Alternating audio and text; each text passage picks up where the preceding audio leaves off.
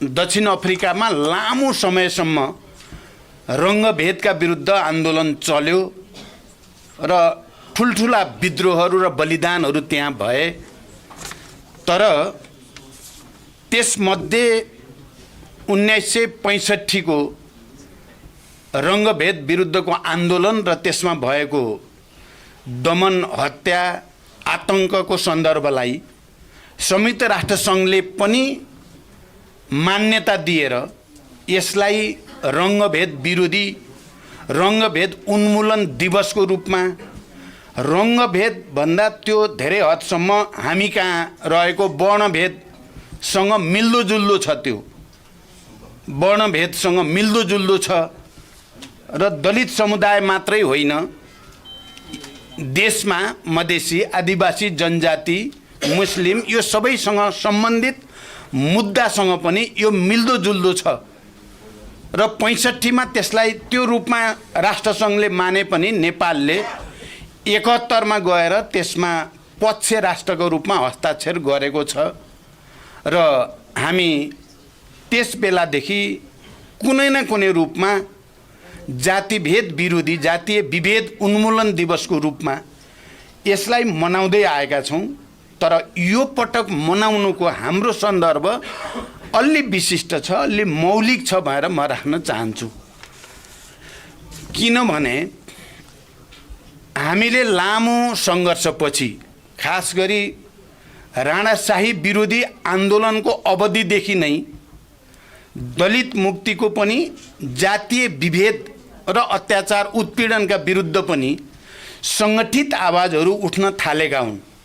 Communist पार्टीको गठन, विभिन्न राजनीतिक दलहरूको गठनसँगै समाजमा विद्यमान विभिन्न रूपका विभेद, उत्पीडन र अत्याचारका विरुद्ध सङ्घ संस्थाहरू बन्ने र आन्दोलन र अभियानहरू सुरु भएका हुन्। त्यहाँदेखि यहाँसम्म झन्डै 7 दशकभन्दा बढी, 70, 72 वर्ष, 73 वर्ष भन्न पनि सकिन्छ, अझ त्योभन्दा बढी पनि भन्न सकिन्छ। जति बेला राणाशाहीका विरुद्ध काठमाडौँका केही युवाहरूले विद्रोहको शङ्खघोष गरे र शहीद भए गङ्गालालहरूदेखि, त्यति बेलादेखि पनि जोड्न सकिन्छ। र ती सबै उपलब्धिका रूपमा, ती सबै आन्दोलनको उपलब्धिहरू, दलितदेखि सबै उत्पीडन विरोधी आन्दोलनको उपलब्धिका रूपमा हामीले सङ्घीय लोकतान्त्रिक गणतन्त्रलाई, समावेशितालाई, समानुपातिकतालाई, धर्मनिरपेक्षतालाई सम्बोधन गर्ने संविधान भनेका छौँ। र आज त्यो संविधानमाथि प्रहार भइरहेको छ। बडो निर्मम ढङ्गले, बडो निरङ्कुश तरिकाले त्यो संविधान जो तपाईँ हामी सबै उत्पीडित वर्ग, जाति, क्षेत्र, लिङ्ग, समुदाय सबैको साझा प्रयत्नको प्रतिफलको रूपमा, यद्यपि त्यो पूर्ण छैन। मैले तपाईँहरूको अगाडि भन्दा त म त्यस्तो पार्टीको नेता र त्यस्तो आन्दोलनको नेताको रूपमा मैले संविधान सभामा रिजर्भेसन राखेको छु, नोट अफ डिसेन्ट राखेको छु। यो संविधानले दलितलाई पनि, आदिवासी जनजातिलाई, महिलालाई, मुस्लिमलाई, मधेसीलाई जति अधिकार दिनुपर्ने हो त्यति दिएको चाहिँ छैन। तर सैद्धान्तिक रूपले र नीतिगत रूपले केही महत्त्वपूर्ण उपलब्धि यसभित्र छन्। यसले समावेशितालाई स्वीकार गरेको छ, यसले समानुपातिकतालाई स्वीकार गरेको छ, यसले राज्यमा एउटै भाषा, एउटै जाति, एउटै वर्गको एकाधिकारलाई तोडिदिएको छ र त्यसलाई नयाँ ढङ्गले प्रतिनिधित्व प्रणाली सुनिश्चित गरेको छ। त्यसकारण अहिले योभन्दा बढी प्राप्त हुन नसक्ने भएको हुनाले हामीले यसलाई समर्थन गरेका छौँ। तर हाम्रो मत चाहिँ दलितलाई यतिले पुग्दैन, मधेसीलाई यतिले पुग्दैन, आदिवासी जनजातिलाई, महिलाहरूलाई पनि यतिले पुग्दैन। किनकि दलित र महिलाहरूको सन्दर्भमा यहाँ अघि नै कुरा आयो, म आफैले हिजो विद्रोहका सन्दर्भमा नेतृत्व गर्दा विकास गरेको मान्यता भनेको विशेषाधिकार नै हो। राज्यले लामो समयदेखि दलितहरूलाई र महिलाहरूलाई विशेष गरी अरूलाई पनि छ, तर उनीहरूलाई विशेष रूपमा नै अत्याचार गरेको हुनाले त्यसको क्षतिपूर्ति तिर्नुपर्ने हुन्छ नयाँ राज्यले। क्रान्तिपछि, आन्दोलनपछि बनिएको राज्य नयाँ संविधानले त्यहाँ चाहिँ उनीहरूलाई क्षतिपूर्ति स्वरूप हिजो गरेको अन्याय, हिजो गरेको अत्याचार र विभेदको क्षतिपूर्तिका रूपमा चाहिँ समान रूपले अवसरको सदुपयोग गर्ने स्थिति नबन्दासम्मको लागि विशेषाधिकार दिनुपर्ने हुन्छ दलित र महिलालाई भनेको हुनाले त्यो विशेषाधिकारको कुरा हुन त साथीहरूले यहाँ उठाउनु भयो, पार्टी एकतापछि छोडियो कि भनेर त्यहाँ विवाद भएकै हो। तर मैले भन्दा म के भन्छु भने विशेषाधिकार बिना महिला र दलितहरूले वास्तविक अर्थमा अधिकार सम्पन्न हुने अभियानमा प्रतिस्पर्धा गर्न सक्दैनन् भनेर संविधान सभाको माइनेटमा नै नोट अफ डिसेन्ट राखेर भविष्यमा यसको निम्ति हामी आन्दोलन गर्नेछौँ भनेको हुनाले म माथि बेला बेलामा तपाईहरुले कहिलेकाहीँ यदाकदा एक थरीले जानी बुझी गर्छन्। प्रचण्डलाई बदनाम नगरिकन दलितहरूको, महिलाहरूको, आदिवासी जनजातिको, मधेसीको, उत्पीडित क्षेत्रको, मुस्लिमको जो आवाज छ त्यसलाई दबाउन नसकिने भयो। कारण पहिला प्रचण्ड नै ठिक छैन भनिदिएपछि अनि त्यो समुदायको आन्दोलनलाई चाहिँ दिग्भ्रमित पार्न सकिन्छ, दबाउन सकिन्छ भनेर गरेका छन् र बेला बेलामा तपाईहरुलाई पनि लाग्दो हो प्रचण्डले नै छोड्या हो कि हाम्रो मुद्दालाई भन्ने लाग्दो हो, त्यो चाहिँ साँचो होइन। मैले जति आन्दोलनको बलबाट र आजको राजनैतिक परिस्थितिमा प्राप्त हुन सक्ने जति अधिकार चाहिँ लिने, प्राप्त हुन सक्ने जति लिने र बाँकी अधिकारको निम्ति आन्दोलन जारी राख्ने नीति लिएको हो, अरू केही पनि होइन। न मैले विशेषाधिकार छोडेको छु, न मैले संघीय लोकतान्त्रिक गणतन्त्रमा सबै उत्पीडितहरूले पाउनुपर्ने पहिचान र अधिकारको मुद्दा छोडेको छु। मैले जति प्राप्त हुन सक्थ्यो त्यति चाहिँ लिइहालौँ, त्यसभन्दा अगाडि चाहिँ फेरि आन्दोलन अगाडि बढाइराख्नु पर्ने हुन्छ र हामीले संविधानलाई पनि एउटा गतिशील र परिवर्तनशील दस्तावेजको रूपमा संविधान संशोधनको माध्यमबाट परिमार्जन गर्दै लैजाने र उत्पीडितहरूको अधिकार र पहिचानलाई स्थापित गर्दै लैजाने बाटो अपनाएको मात्रै हो। तपाईहरुले गहिरो गरी विचार गर्नुभयो भने यो कुरा बेठिक भनेर चाहिँ बहस गर्ने ठाउँ हुन्छ भन्ने मलाई लागेको छैन। र यो किन पनि म भन्न चाहन्छु, आज जुन दिन यो हामी दिवस मनाउँदै छौं, हामी कहाँ एउटा वर्ग, एउटा तबका हिजो राज्य सत्तामा कब्जा जमाएको समुदाय भनौं, उनीहरूलाई यो संविधान घाँडो भएको छ। आज किन घाँडो भएको छ भने यसले दलितहरूलाई तलदेखि माथिसम्म प्रतिनिधित्व गराउने कुरा गरेको छ, जुन उनीहरूलाई मन परेकै छैन। त्यहाँ कोही दलित कुनै खास ठाउँमा नियुक्त हुन्छ भने उनीहरूको ध्यान त्यो दलितलाई हटाउनेमा बढी केन्द्रित छ। दलितलाई चाहिँ कुनै तरिकाले हटाइहाल्न पाए हुन्थ्यो।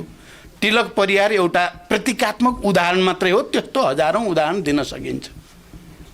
तपाईहरु हेर्नु होला, संविधानमा आदिवासी जनजातिहरूलाई र अरू समुदायलाई पनि समावेशिता र समानुपातिकताको कुरा गरिएको हुनाले यो संविधान उनीहरूको लागि घाँडो भएको छ। हिजो गणतन्त्रवादी आन्दोलन अगाडि बढ्दै गर्दा गणतन्त्रको विरुद्धमा आवाज उठाउनेहरूको चाहिँ ध्याउन्ना चाहिँ कसरी यो संविधानलाई निस्तेज पार्ने भन्नेमा नै छ। हिजो संविधान बनाउने प्रक्रिया अगाडि बढ्दै गर्दा समावेशिता र समानुपातिकताको कुराको विरोध गर्नेहरू अहिले संघीयतालाई छिटोभन्दा छिटो खारेज गर्न चाहन्छन्। त्यस्तो बेलामा यो दिवस हुँदैछ र त्यसो गर्न के गर्ने त? अहिले चाहे संसद विघटनको कुरा गर्नुहोस् या अहिले पनि संसद पुनर्स्थापना त हामीले आन्दोलन गरेर सबैतिर व्यापक रूपमा एउटा वातावरण पनि बन्यो, सर्वोच्चले ठिकै फैसला गर्यो, हामीले त्यसलाई स्वागत पनि गर्यौं। तर तपाई हेर्नुभयो भने गणतन्त्र विरोधीहरू, संघीयता विरोधीहरू, समावेशिताका विरोधीहरू, दलित मुक्ति आन्दोलन र दलितहरूको हक अधिकारका विरोधीहरू अहिले पनि यो संविधानलाई फेरि पनि निचोर्ने, त्यसलाई च्यात्नेमै छन्। तपाईहरुले कतिको विचार गर्नु भएको छ? त्यसैले अहिलेको आन्दोलन धेरै कुरा धेरैतिर दिमाग लाग्यो भने दिमाग खराब हुन सक्छ। म के भन्छु भने यति बेला जे चलेको छ उनीहरुलाई के लागेको छ भने अब धेरै चाहिँ समय लिँदै जाँदा दलितहरू पनि थाकिसके। अब दलितहरू सशक्त रूपले सडकमा आउने स्थिति छैन। आदिवासी जनजातिहरू पनि थाकिसके, उनीहरू पनि सशक्त रूपले सडकमा आउने स्थिति छैन। महिलाहरू पनि विभिन्न ठाउँमा अलिअलि चाहिँ प्रतिनिधित्व भएकै छ, अब सङ्गठित र संस्थागत रूपमा सडकमा आउने स्थिति छैन। र मुख्य कुरा यी सबै उत्पीडित वर्ग, जाति, क्षेत्र, लिङ्ग, समुदायलाई बाँडी दिने, अधिकार दिने भनेको नेतृत्व, मुख्यतः तात्कालीन विद्रोहको नेतृत्व, जसले दलितहरूमा समानताको, आत्मसम्मानको र स्वतन्त्रताको, शासन सत्तामा प्रतिनिधित्वको एउटा अधिकार दिने एउटा महाअभियान सञ्चालन गर्यो। र युद्धको बेलामा सबभन्दा बढी सम्मानित कोही थियो भने दलितहरू नै। समाजको सबैभन्दा तल राखिएको श्रमिक वर्गको हैसियतले मैले त भने 21औं शताब्दीको आधुनिक सर्वहारा वर्ग नेपालमा को हो भन्यो भने दलित हो भनेर मैले त्यति बेला परिभाषित गरेको थिएँ। र उनीहरूको आन्दोलनको बलमा नै हाम्रो जनयुद्धले चाहिँ निरन्तरता पाउन सकेको हो भन्ने कुरा पनि मैले धेरै पटक भने पनि, र यहाँ आउने बित्तिकै सरकारमा लाँदा दलित समेतको प्रतिनिधित्वलाई सरकारमा लाने पहिलो कोसिस पनि मैले त्यहीँबाट गरेँ। अहिले उनीहरूलाई के लागेको छ भने अब प्रचण्डलाई पनि थकाइसकियो, गलाइसकियो। यो पनि आज भोलि आफ्नो साथमा बस्दा, उठ्दा, खाँदा यो पनि हामी जस्तै जस्तै हुन थालेको छ। अब यसलाई एक दनक दियो भने यो पनि ढल्छ र अनि सबै यो उत्पीडित वर्ग, जाति, क्षेत्र, लिङ्ग, समुदायको आन्दोलन पनि धेरै वर्षको लागि धाराशाही बनाउन सकिन्छ भन्ने ठानेका छन्। त्यसकारण अहिले दुईटा धार मात्रै छन्। तपाईँ हामी सबै यहाँ, म अरू प्रतिनिधि आउनुभएका सङ्घ संस्थाका साथीहरूलाई पनि भन्न चाहन्छु, एउटा धार छ यो सङ्घीय लोकतान्त्रिक गणतन्त्रलाई के गरी उल्ट्याउने होला, यो संविधानलाई के गरी च्यात्ने होला। माओवादी आन्दोलनले पैदा गरेको संविधान सभा र समावेशी समानुपातिक मान्यतालाई के गरी निस्तेज पार्ने होला भनेर देशभित्रका हिजोका गणतन्त्र विरोधी सामन्तवादका दलालहरू, देशभित्रका र देश बाहिरका प्रतिक्रियावादीहरू पनि, जसले यो संविधानलाई स्वीकार्न सकेका छैनन्, विचार गर्नुहोला।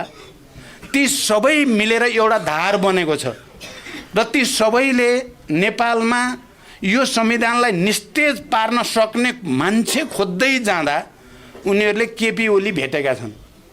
केपी ओली नै रहेछ यो संविधान पनि सिद्ध्याउन सक्ने, गणतन्त्र पनि सिद्ध्याउन सक्ने, सबै उत्पीडित वर्ग, जाति, क्षेत्र, लिङ्ग, समुदायलाई उनीहरूका हक अधिकारलाई सिद्ध्याउन सक्ने, पहाडिया उच्च जातीय अहङ्कारवादको प्रतिनिधि र विदेशीको अगाडि राम्रै लम्पसार पर्न पनि सक्ने, सजिलै 20औं-25औं वर्षदेखि विदेशीहरूले हुर्काएको पालित पोषित पनि को हो भनेर हेर्दै जाँदा सबैले विचार गर्नुहोला, सबैले केपी नै देखियो भनेका छन्। र अहिले केपीलाई प्रतिनिधिको रूपमा त्यो धारको प्रतिगामी, प्रतिक्रान्तिकारी, निरङ्कुश, लोकतन्त्र विरोधी, समावेशी समानुपातिक विरोधी, सारमा सङ्घीय लोकतान्त्रिक गणतन्त्रलाई नाश गर्न सक्ने पात्रको रूपमा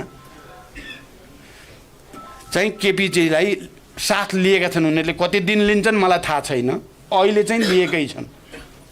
र अर्को धारको प्रतिनिधि को हुने भयो त भने हामी हिजो माओवादी विद्रोह गरेका, हिजो सबै उत्पीडित वर्ग, मजदुर, किसानहरूको हक अधिकारको कुरा गरेर लडाईँ लड्ने, हिजो दलित, महिला, मुस्लिम, आदिवासी जनजाति सबैलाई पहिचान र अधिकार चाहियो भनेर तिनीहरूमा जागृति ल्याउने, जागरण ल्याउने, संविधान नबनाऊ भन्दा नमान्ने, जसरी बनाइन्छ भनेर अड्डी कस्ने, चुनाव नगर न भन्दा पनि नमान्ने, जसरी पनि चुनाव गराउँछौँ भनेर अड्डी कस्ने, ती भनेका माओवादी र त्यसको नेता प्रचण्ड। अर्को धार यतापट्टि भयो। तपाईहरुलाई मन कतिलाई पर्ला, कतिलाई नमन पर्ला, आजको इतिहास यही हो, आजको नेपाली राजनीति यही हो। सबै देशलाई माया गर्ने, श्रमिक वर्ग समुदायलाई माया गर्नेहरू जति, उनीहरूको अधिकार र पहिचानको पक्षमा लड्ने जति को एउटा धार बन्यो र अर्को धार त्यसको विरोधी बन्यो। हामी सबैले फैसला गर्नुपर्छ, सम्पूर्ण नेपाली जनताले नै फैसला गर्नुपर्ने फेरि बेला आएको छ। तपाईँ हामी कुन धारतिर उभिने हो? संविधानको रक्षाको धारतिर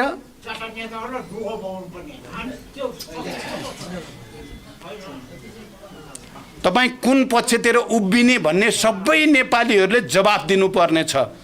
सबै बुद्धिजीवीहरूले, पत्रकारहरूले, साहित्यकारहरूले, कवि कलाकारहरूले र आन्दोलनकारी सबैले पनि उत्तर दिनुपर्ने छ। तपाईँ संविधानको रक्षा गर्ने र त्यसलाई संशोधन गर्दै परिमार्जन गर्ने पक्षमा कि संविधान च्यात्ने पक्षमा हो? फैसला गर्नुपर्ने कुरा त्यो छ। तपाईँ सबै खाले जातीय विभेद उन्मूलनको पक्षमा हो कि यसलाई कायम राख्ने पक्षमा हो? तपाईँ संविधान खारेज गर्ने पक्षमा हो? संसद विघटन गर्ने पक्षमा हो? तपाईँ निरङ्कुशको पक्षमा हो? तपाईँले दलित, महिला, मुस्लिम भनेर गोहीको आँसु चुहाउनुको केही अर्थ हुँदैन। त्यहाँ तपाईँ कुन धारतिर हो? यो धार फैसला गर्नुपर्ने बेला आइराखेको छ र यस्तै बेलामा हामी यो जातीय विभेद उन्मूलन दिवस मनाउँदैछौँ।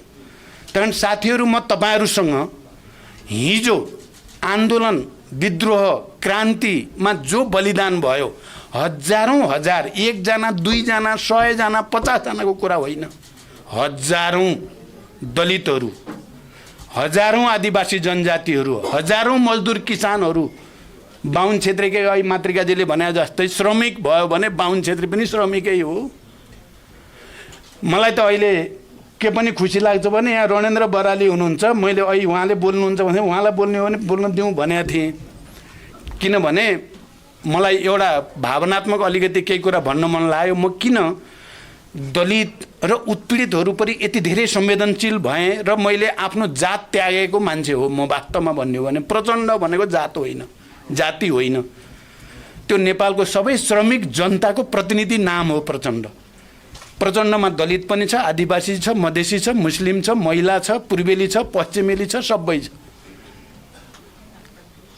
त्यो सबै छ त्यसभित्र।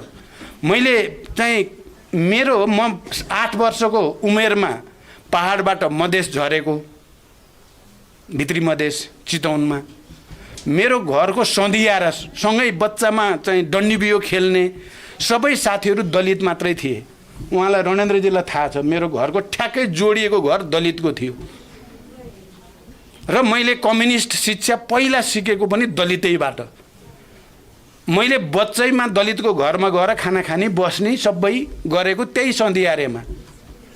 अनि पार्टी सदस्यता दिएको पनि उहाँ रणेन्द्र हुनुहुन्छ। मलाई राति लिएर गएर 10-11 बजे राति, त्यति बेला पञ्चायतको काल थियो, 28 साल 2028 साल रणेन्द्रले लिएर जानुभयो। मेरो छिमेकी, मैले त्यो बाहिर पनि बोलेको छु, धनबहादुर विश्वकर्मा, तिनी मेरो छिमेकी हुन्।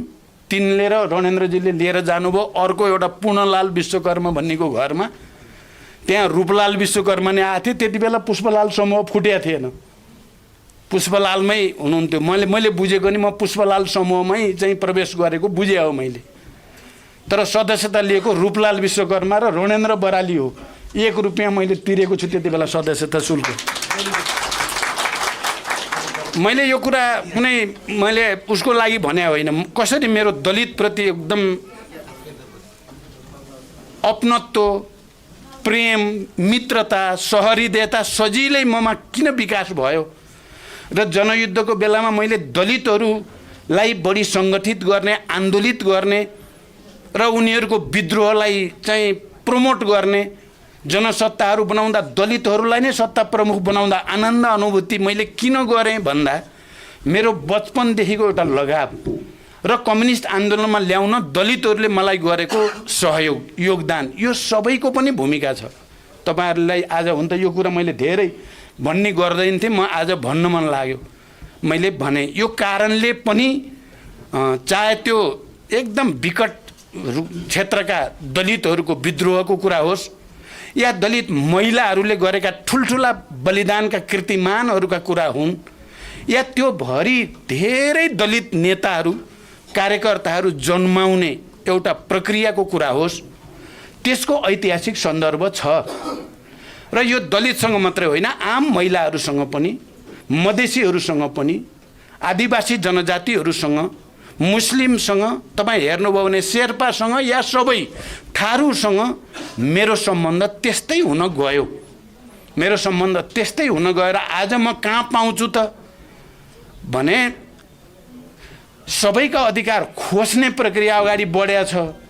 हाबी कस्ता मान्छे हुन आइपुगे भने गणतन्त्रको निम्ति आन्दोलन गर्न हुँदैन भन्ने मान्छे गर्दै जाँदा तिनै प्रधानमन्त्री हुन आइपुगे।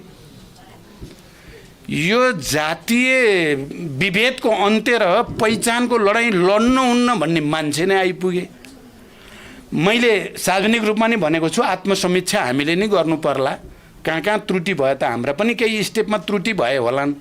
त्रुटि भए पनि मैले दस्तावेजमा पनि लेख्ने पनि गरेको छु। तर कुरा के चाहिँ हो त, कोही कोहीले मलाई भन्छन् यस्तो भन्ने थाहा पाउँदा पाउँदै केपी जस्तो मान्छेसँग एकता गर्न किन गएको भनेर चाहिँ पनि मलाई आजभोलि आलोचना गर्ने साथीहरूले त्यस्तो मान्छे थाहा पाउँदा पाउँदै त्यसैसँग एकता गर्न जान पर्थ्यो त भन्नुहुन्छ। मैले के भन्छु भने मैले एकता गरेर गल्ती गरेको होइन। मैले त कम्युनिस्ट आन्दोलनलाई एकताबद्ध गर्न खोजेको हो र समाजवादको निम्ति एउटा विशाल अभियान लैजान सोचेको हो।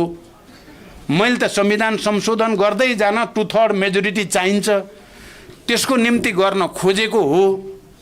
र मैले फेरि आत्मसमर्पण गरेर एकता गरेको पनि होइन। आलो पालो अध्यक्षता भनिएकै थियो, आलो पालो सरकार भनिएकै थियो। नेपालमा सङ्घीय लोकतान्त्रिक गणतन्त्र स्थापनामा माओवादी आन्दोलन र प्रचण्डको नेतृत्वको मुख्य भूमिका छ भन्ने कुरामा केपी ओलीले हस्ताक्षर गरेकै छन्। त्यो जिउँदै छ त्यो हस्ताक्षर।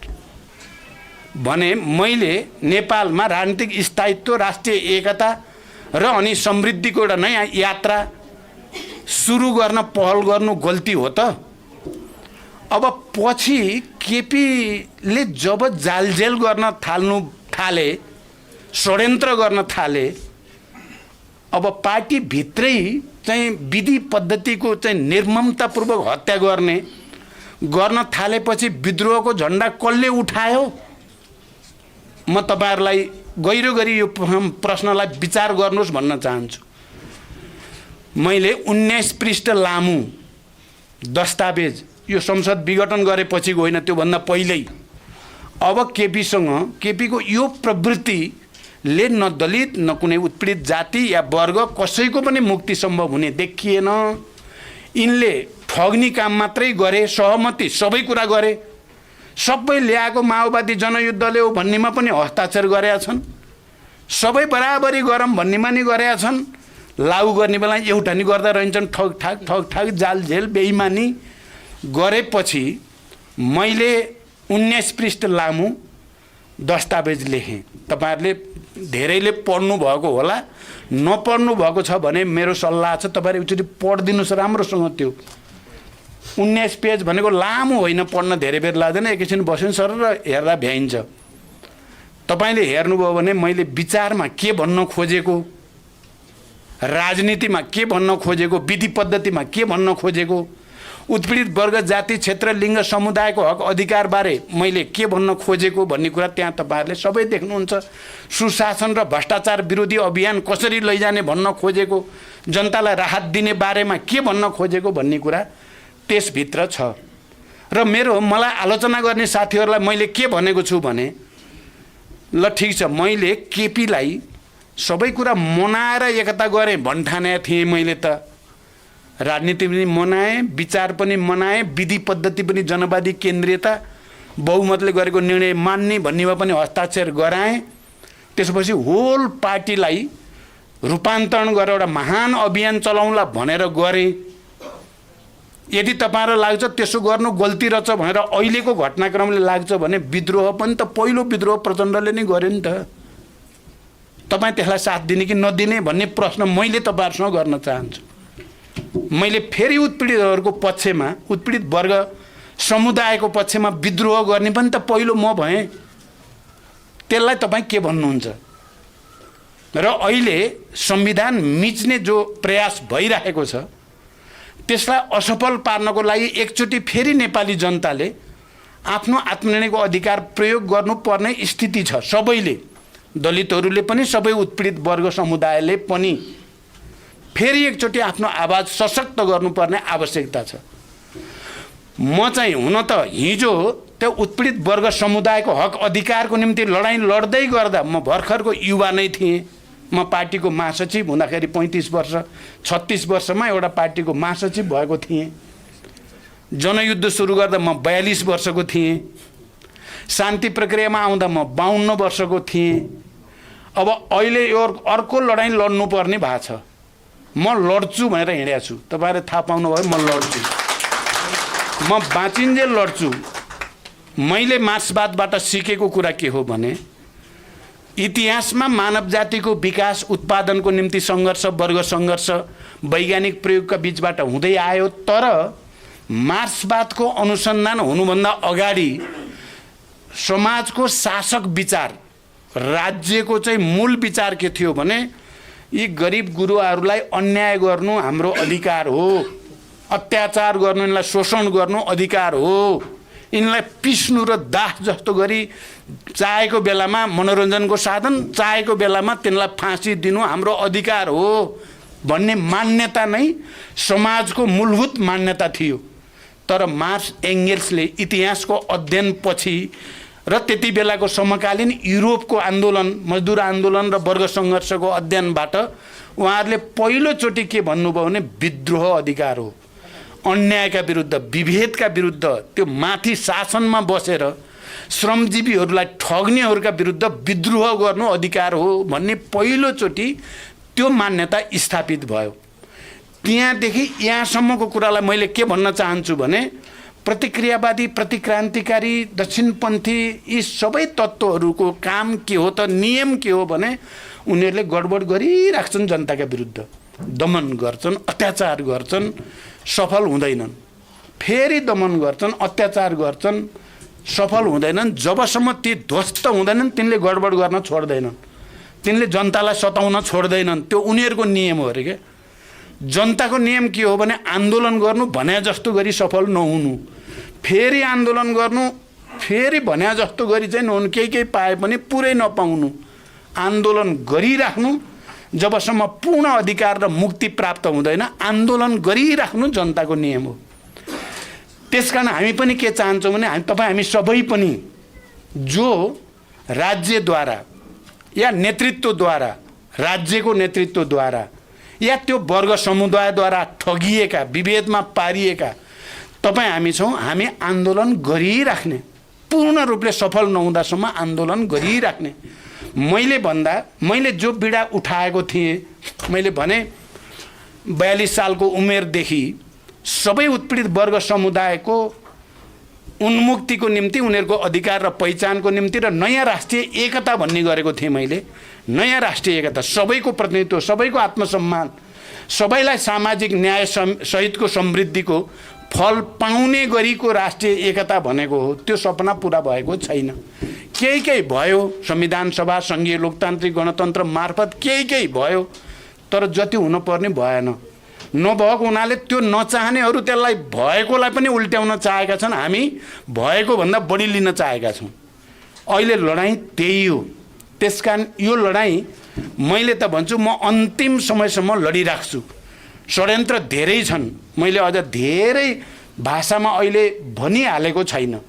म अहिले धेरै भनेर फेरि वातावरणलाई अलि चाहिँ सहज बनाउने सम्भावनालाई म नजरअन्दाज गर्न पनि चाहन्न। तर षड्यन्त्र ठुलो छ। दलितहरूका विरुद्ध, श्रमिकहरूका विरुद्ध, आदिवासी मधेसी सबै समुदायका विरुद्ध निकै ठुलो षड्यन्त्र हुँदैछ।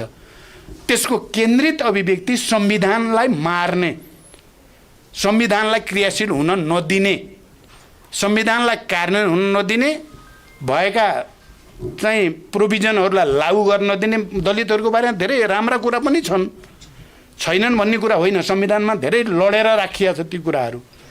त्यसलाई उल्ट्याउने कसरत भएको छ। अब म त बाँचिन्जेल लड्ने नै भएँ। अब मलाई विश्वास छ कहिलेकाहीँ के हुँदो रहेछ भने प्रतिक्रियावादीहरूले एउटा सोचेर गर्दा रहेछन्। उनीहरू त षड्यन्त्र सोचेका हुन्छन्। तर परिणाम चाहिँ त्यो जनताको पक्षमा भइ पनि दिँदो रहेछ क्या। मैले सधैँ भन्ने गरेको छु, तपाईँहरूले सुनि पनि सक्नु भएको छ। केपी ओलीजी मसँग बेसरी रिसाउनु भयो क्या, मैले केन्द्रीय समितिको बैठक राम्रोसँग चलाएँ भनेर रिसाउनु भयो र मेरो कुर्सी हटाइदिनु भयो क्या। एकचोटि मेरो कुर्सी हटाएर त मलाई लगेर त्यो सचिवालयका हामी 9 जना, 2टा अध्यक्ष एकातिर 7 जना एकातिर बस्ने गरिन्थ्यो। उहाँ मसँग बेसरी रिसाएर यसलाई मैले भनेर पुरै माधवजीसँग त भन्नु नै भएछ, त्यसलाई मैले देखाइदिन्छु, त्यसलाई कुर्सी सुर्सी भाँचिदिन्छु भने त्यही हो। अनि उहाँले लहर उता हालिदिनु भयो। मैले भने केपीजीलाई धन्यवाद केपीजी, म तपाईँसँग बस्दा बडो अप्ठ्यारो लागिरहेको थियो, मलाई 7 जनासँग मिलाइदिनु भयो, ठुलो मोर्चा बन्यो उत्पीडितहरूको, अब मोर्चा कसेर लड्छु तपाईँसँग भनेको थिएँ। साँच्चै त्यस्तै भयो, तपाईँहरूले देख्नुभयो। माधवजी, झलनाथजी, हामी सबै उत्पीडितहरू एक ठाउँमा भइयो, 2/3 बहुमत भइयो केन्द्रीय समितिमा, सचिवालयमा, स्थायी समितिमा र लडियो र चाहिँ अगाडि बढियो। तर त्यसलाई उहाँले अब राष्ट्रिय अन्तर्राष्ट्रिय के सेटिङ गर्नुभयो, अब लम्पसार पर्नुभयो, के गर्नुभयो, तपाईँहरू पनि अध्ययन गर्नु होला, के गर्नुभयो र अहिले 2टा पार्टी भइयो। अनि मैले उहाँलाई फेरि पनि धन्यवाद भनेको छु क्या केपीजीलाई। किन त उहाँले हामी यतै सिंहदरबार वरिपरि बालुवाटार र वरिपरि घुम्नेवाला भइया थियो, उहाँले संसद विघटन गरिदिएर हामीलाई सडकमा पुर्याइदिनु भयो क्या। सडकमा पुर्याउने भनेको जनता भठा जाऊ भनेर भनिदिनु भयो क्या। तिमीहरू पनि अलिअलि बिग्रिया छौ बेकारमा भनेर हामीलाई फेरि दलिततिर, फेरि आदिवासी जनजातितिर, फेरि मजदुर किसानतिर, फेरि आम नेपाली जनताका बिचमा लगेर फालिदिनु भयो क्या। उहाँले त हामीलाई सिद्ध्याउन खोजे हो, तर परिस्थिति के भयो भने फेरि हामी आफूमा लागेको धुलो मैलो पनि टकटक्याउँदै, आफूमा अलिअलि फोहोर भएको छ भने नुहाई धुवाई गरेर फेरि जनताको मुद्दामा लडाइँ लड्ने ठाउँमा पुर्याइदिनु भयो। म त अहिले निकै शक्तिशाली भएको जस्तो लागेको छ क्या। पुस 5 गतेपछि त फेरि एकचोटि जनताको प्रतिनिधिको रूपमा लडाइँ लड्ने अवसर प्राप्त